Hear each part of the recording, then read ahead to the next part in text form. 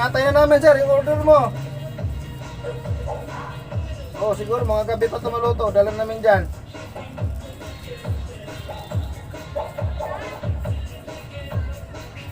Nakatay na sir eh. Huwag mo naman i-cancel. Nakatay na eh. Ito. Nilinisan na.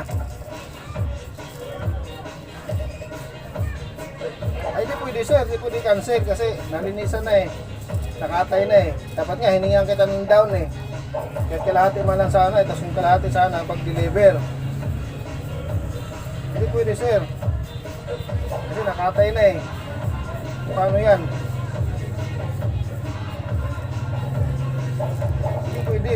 Dapat kunin mo to kasi nakatay na eh. Anong gawin yan? Mabubuhay pa ba to? Pinapatay na yung baboy. Oh, nakatay na nga. Tindang kita ng picture. Oh, ayan oh.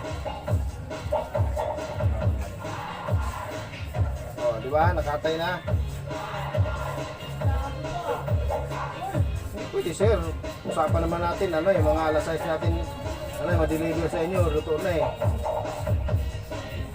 Hindi pwede.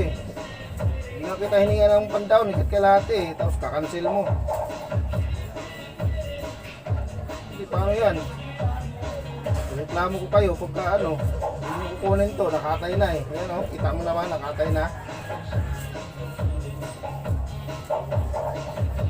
Hindi pwede, magbabarangay na lang tayo sir. Barangay tayo mag-usap.